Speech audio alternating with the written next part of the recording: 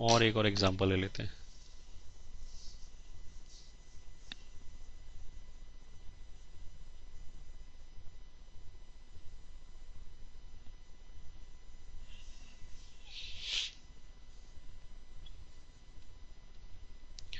Example 2,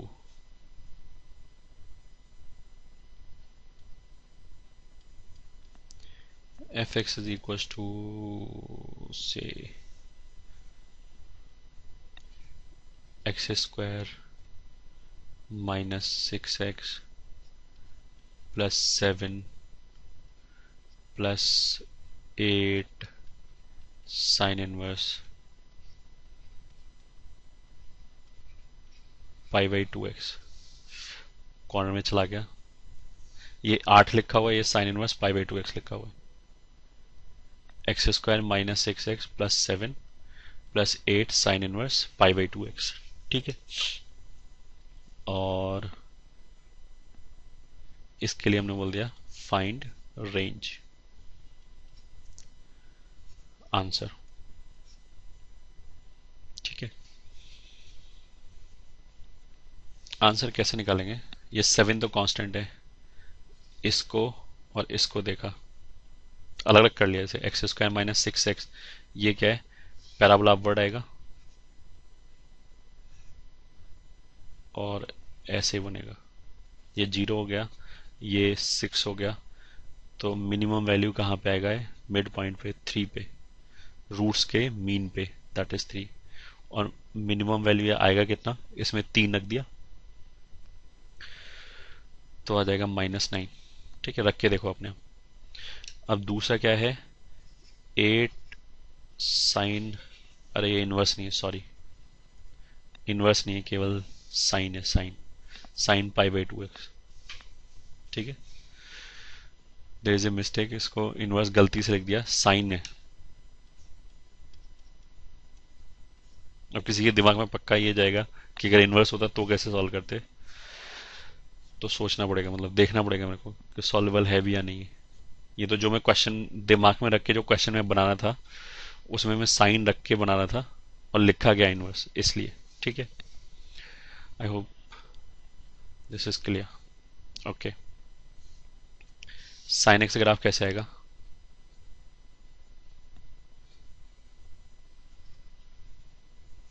ऐसे आएगा।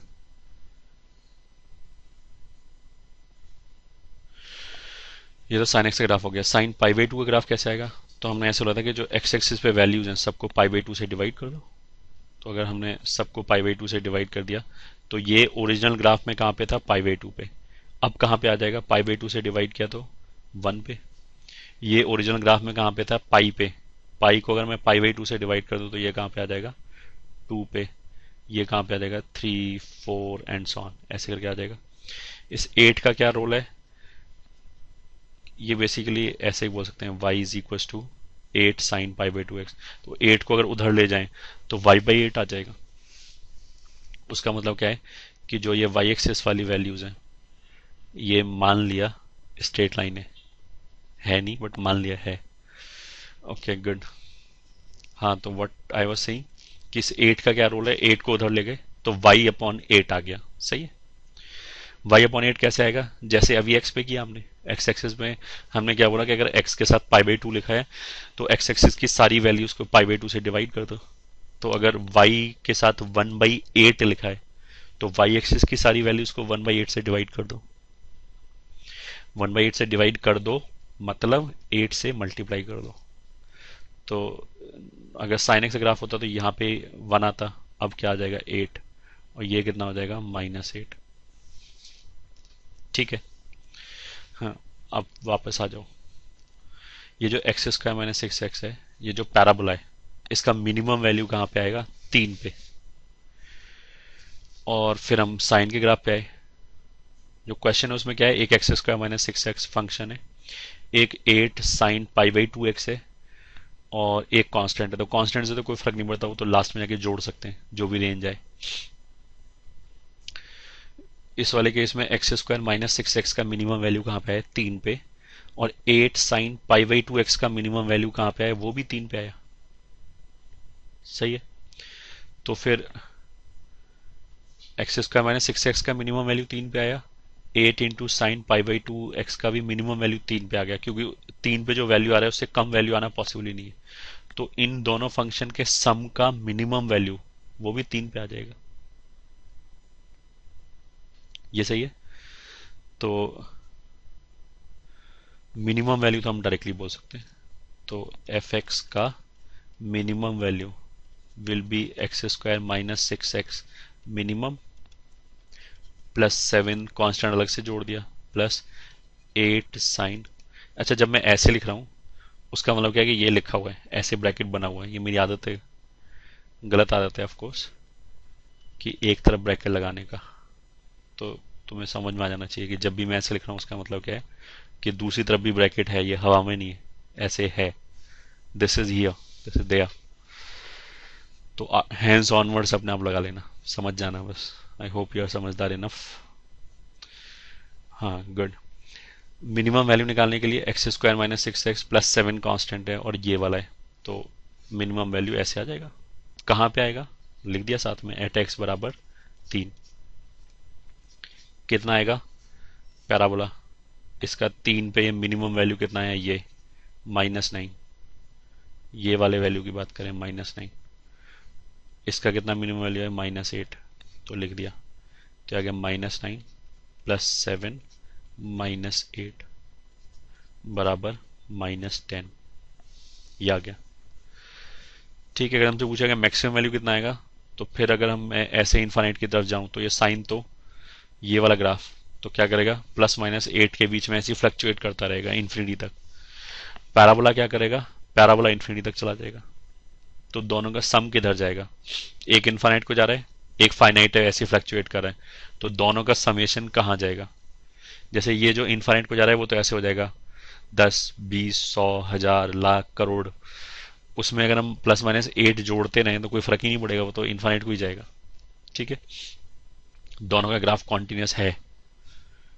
तो ये सब जैसा पहले एग्जांपल में था वैसे ही अब बोल दिया। अगर x इन्फिनिटी को जा रहा है that will mean F x is turning towards infinity and F x is continuous.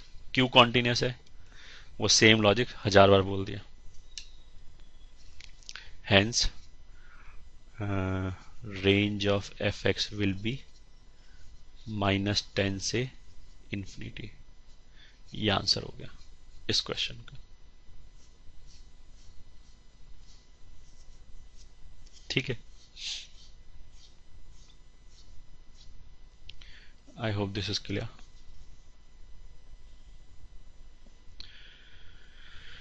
Okay, फिर next method is method again next. ये भी क्लास ऑफ क्वेश्चन है। ये वैसे हमें सब्स्टिट्यूशन में कवर कर लेना चाहिए था, बट ठीक है, वहां पे भूल गए तो यहाँ कवर कर लिया। यूजिंग, क्या बोले थे, हाँ, ट्रिगोनोमेट्रिक, यूजिंग ट्रिग्नोमेट्रिक सब्स्टिट्यूशन।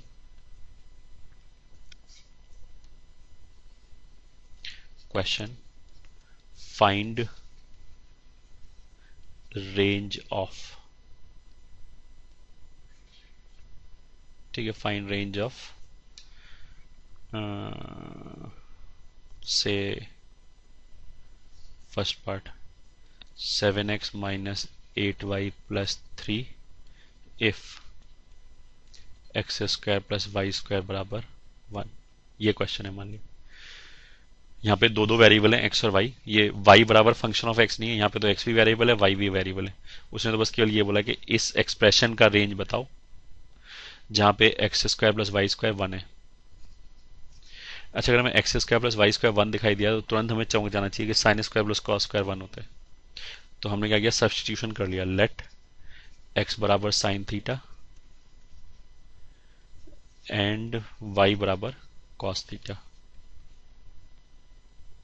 एक तो थियोरेटिकली तो हम ऐसे भी निकाल सकते हैं, यहां से वाई स्क्वायर का वैल्यू निकाल के इसमें सब्स्टिट्यूट कर दिया। उसने क्या बोला कि जो पहले वाला एक्सप्रेशन है ये 7x माइनस 8y प्लस 3, इसका रेंज बताओ, और जबकि ये कंडीशन सेटिस्फाई होना चाहिए हमेशा x और y के बीच में। ठीक है, तो एक तरीका तो ये होगा कि यहाँ से हम y उठाएं और इसमें लाके रख दें, ये पूरा x का फंक्शन आ जाएगा, फिर उसके एक्स के फंक्शन का रेंज बता दें, ठीक है। बट अगर यहाँ से वाई उठा के रखोगे तो स्क्वायर रूट वगैरह इन्वॉल्व होगा, थोड़ा सा कॉम्प्लिकेटेड होगा। उसके लिए x square plus Y square बराबर 1 अगर हमें दिखाई दिया, पूरे मैथमेटिक्स में कहीं पे भी दिखाई दिया, तो हमें चमक जाना चाहिए कि ये तो साइन कॉस वाला फॉर्मूला लगता है ऐसे। तो हमने लिख लिया ऐसे, ठीक है। लेट एक्स बराबर साइन थीटा एंड वाई बराबर कॉस थीटा।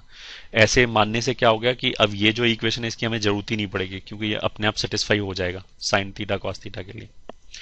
तो ये जो गिवन एक्सप्रेशन है, given expression is equal to कितना हो जाएगा, 7 sine theta minus 8 cos theta plus 3। मान लिया दिस इज एफ थीटा, से मान लिया दिस इज एफ थीटा। तो इफेक्टिवली अब हमें क्या करना है, एफ थीटा बराबर 7 sine theta minus 8 cos theta plus 3, इसका रेंज निकालना है। ये तो कुछ नहीं, ए साइन प्लस बी कॉस हो गया, तो रूट ए स्क्वायर प्लस बी स्क्वायर कितना होगा, रूट ओवर 49 प्लस 64, तो 50 एंड 60 110 113 हो गया। तो आंसर कितना आ गया, range of the function will be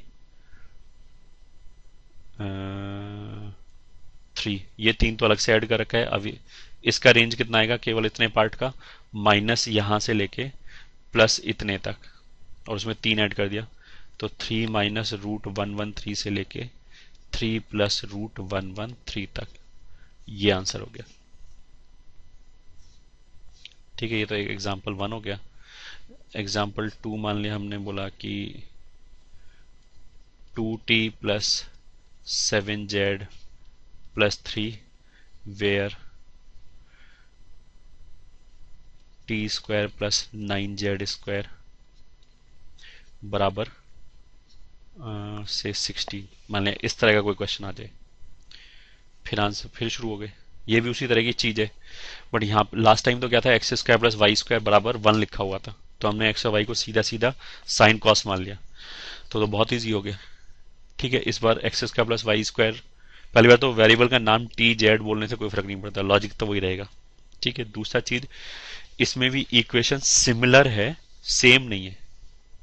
मतलब अगर ये T square plus Z square बराबर 1 होता तो हम फिर बोल देते टी बराबर साइन थीटा, जेड बराबर कॉस थीटा, और सॉल्व कर लेते। यहाँ तो वैसा नहीं है, ठीक है। यहाँ बट भले वैसा ना हो, बट बना सकते हैं, जैसे T square plus 9z square को लिख दिया 3z का होल स्क्वायर, और 16 को लिख लिया 4 का होल स्क्वायर, इसको इधर ले गए, तो ऐसे लिख लिया t बाई 4 का स्क्वायर प्लस 3z बाई 4 का स्क्वायर बराबर 1, ऐसे मान लिया। अब क्या हो गया, अब तो स्क्वायर प्लस स्क्वायर बराबर 1 हो गया, तो पहले ब्रैकेट के अंदर जो लिखा है उसको मान लिया हमने साइन थीटा बोल दिया, और जो दूसरे ब्रैकेट के अंदर लिखा है फिर लेट 3z अपॉन 4, उसको मान लिया हमने कॉस थीटा बोल दिया। अब ये सब्स्टिट्यूट कर दिया, दिस इंप्लाइज t बराबर 4 साइन थीटा एंड z बराबर 4 कॉस थीटा अपॉन 3। ऐसा करने से क्या हो गया, t और z को अगर हमने ये और ये मान लिया तो इस इक्वेशन की अब हमें जरूरत नहीं है, दिस इज यूज्ड। ये जो इंफॉर्मेशन है, this information has been used by assuming t and z as this. t और z को ऐसे मान के जो दूसरा इंफॉर्मेशन है वो यूज हो गया अपने आप।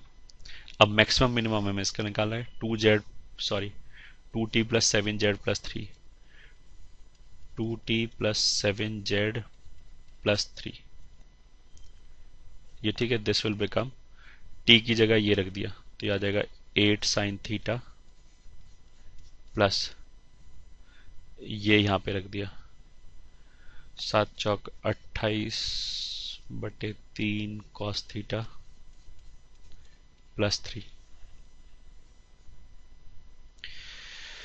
इसके आगे फिर वापस वही 8 स्क्वायर प्लस 28 बाई 3 का स्क्वायर बराबर निकाल लेना अपने आप। मान लिया अल्फा आ गया तो रेंज आ जाएगा 3 माइनस अल्फा से 3 प्लस अल्फा। सॉल्व कर लेना अपने आप जो भी आए, ये आंसर हो गया।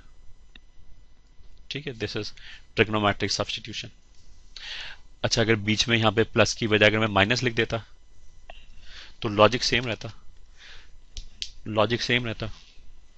अगर ए स्क्वायर प्लस बी स्क्वायर लिखा हुआ है, सॉरी, अगर ए स्क्वायर प्लस बी स्क्वायर लिखा हुआ है तब तो वो sine square theta plus cos square theta वाला फॉर्मूला लग जाएगा।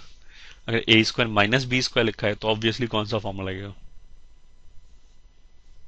सेक, सॉरी, ए स्क्वायर माइनस बी स्क्वायर लगाए तो फिर सेक स्क्वायर माइनस टेन स्क्वायर वाला फॉर्मूला लगा सकते हो। Sec square minus tan square भी वन होता है। ठीक है, I hope this is clear. Good.